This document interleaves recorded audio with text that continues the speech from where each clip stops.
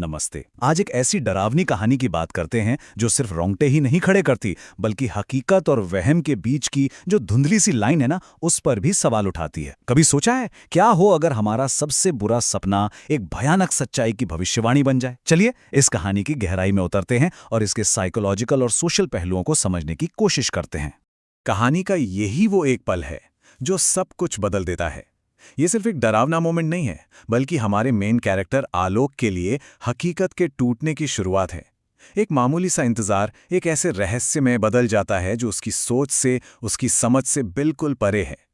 तो कहानी की शुरुआत होती है आलोक से, जो एक बिल्कुल वीरान सुनसान स्टेशन पर फंसा हुआ है। और यहाँ राइटर ने बड़ी खूबसूरती से माहौल को ही कहानी का एक किरदार बना दिया है।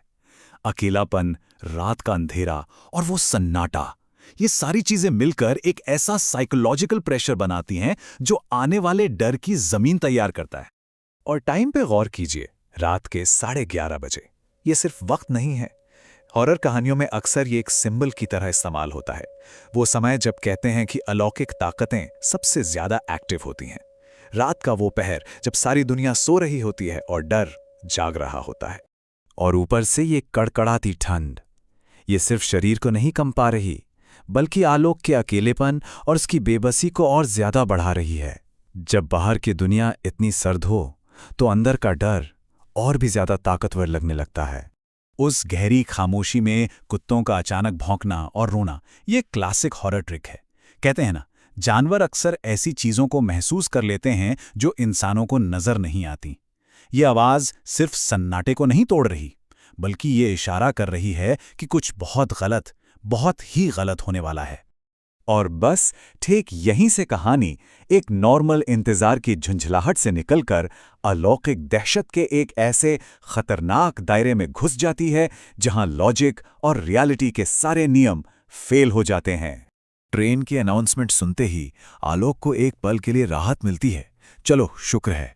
लेकिन क्या ये अनाउंसमेंट असली थी या फिर सिर्फ उसके लिए बिछाया गया एक जाल? उसकी ये राहत फौरन ही खौफ में बदल जाती है जब उसकी नज़र पटरियों पर पड़ती है और उसे एहसास होता है कि ये कोई आम ट्रेन नहीं है। जरा एक पल के लिए उस खौफ की कल्पना कीजिए। पटरियों के बीचों बीच कुछ लोग खड़े हैं, हाथों में धारदार हथियार लिए हुए हैं, और उनमें से दो के हाथ में एक लड़के और एक लड़की के कटे हुए सिर हैं। और सबसे डरावनी बात जानते हैं क्या थी? वो सब के सब सीधे आलोक को घूर रहे थे। ये एक डायरेक्ट पर्सनल खतरा था। अब यहां कहानी का असली कॉन्फ्लिक्ट सामने आता है। आलोक की भयानक हकीकत और स्टेशन स्टाफ की नॉर्मल दुनिया का टकराव। एक तरफ आलोक है जिसने जो देखा है वो उसके लिए 100% सच है। दूसरी तरफ स्टाफ उसकी बात को फालतू कहानी कहकर उड़ा देता है। ये चीज आलोक को खुद अपने दिमाग पर शक करने के लिए मजबूर कर देती है। क्या वो पागल हो रहा है? खैर, आखिरकार असली ट्रेन आ ही जाती है और आलोक उस बुरे सपने को पीछे छोड़ने की उम्मीद में उसमें चढ़ जाता है। लेकिन कहानी यहां अलौकिक डर से मुड़कर एक और ज्यादा असली जमीनी डर की तरफ जाती है, इंसानी क्रूरता का डर। ट्रेन में उसे मिलते हैं अलका और सूरज, और उनकी कहानी समाज के एक बहुत ही कड़वे सच को सामने लाती है, ऑनर किलिंग। यहां डर किसी भूत प्रेत से नहीं है, बल्कि जाति और झूठी शान के नाम पर होने वाली हिंसा से है। उनका प्यार समाज की नज़र में गुनाह है और उसकी सजा मौत है। और ठीक उसी वक्त जब आलोक को लगा कि शायद वो बच निकला है, हथियारों से लैस गांव वाले ट्रेन में चढ़ाते हैं। वो सिर्फ उस जोड़े को ही नहीं, बल्कि आलोक को भी घेर लेते हैं।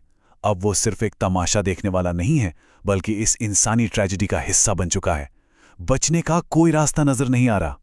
और अब हम पहुंचते हैं कहानी के क्लाइमैक्स पर, वो पल जहां दो अलग अलग तरह का खौफ, अलौकिक और सामाजिक, एक होकर एक ऐसा झटका देते हैं जिसकी उम्मीद भी नहीं थी। क्या आलोक का वो सपना सिर्फ एक सपना था या एक भयानक भविष्यवाणी? अलका के पिता की ये शब्द उस बेरहम और घटिया सोच को दिखाते हैं जो इस पूरी त्रासदी की जड़ है। ये सिर्फ गुस्सा नहीं है, ये गहरी नसों में बसी हुई नफरत है जो दूसरे इंसानों को इंसान ही नहीं समझती। नफरत में डूबे ये शब्द कानों में गूंजते रह जाते हैं। एक पल के लिए जैसे सब कुछ थम सा जाता है। हवा का एक तेज झोंका आता है और उस लड़के और लड़की के चेहरे से कपड़ा हट जाता है। बस उसी एक पल में आलोक की दुनिया हमेशा हमेशा के लिए बदलने वाली थी। ये तो वही चेहरे थे, बिल्कुल वही लड़की, वही लड़का, जिनके कटे हुए सिर उसने स्टेशन पर देखे थे। नहीं, ये कोई इत्तेफाक नहीं था। आलोक का वो भयानक सपना एक भविष्यवाणी थी, एक चेतावनी, जो अब उसकी आंखों के सामने एक बेरहम हकीकत बन रही थी। इसके बाद जो होता है वो बहुत तेजी से होता है और बहुत बेरहमी से उस जोड़े को मार दिया जाता है। पर क्या वो गांव वाले सच में भूत बन गए थे, या आलोक के डरे हुए दिमाग ने उनकी हैवानियत को इस रूप में देखा? इस खौफ से बचने का उसे कोई और रास्ता नहीं सूझता और वो अपनी जान बचाने के लिए चलती ट्रेन से छलांग लगा देता है। ट्रेन से कूदने के बाद चारों तरफ खामोशी। हम कहानी के उस हिस्से में हैं जहां आलोक को और हमें भी ये समझने की कोशिश करनी है कि जो कुछ भी हुआ आखिर वो था क्या, सपना या हकीकत। आलोक की आंख खुलती है। वो वापस उसी स्टेशन के प्लेटफॉर्म पर है जहां से ये सब शुरू हुआ था। उसकी घड़ी में सुबह के 5 बज रहे थे।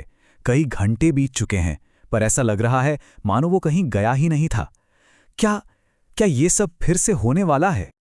और तभी उसके कानों में एक आवाज गूंजती है, ट्रेन की अनाउंसमेंट, प्लेटफॉर्म नंबर 2 के लिए।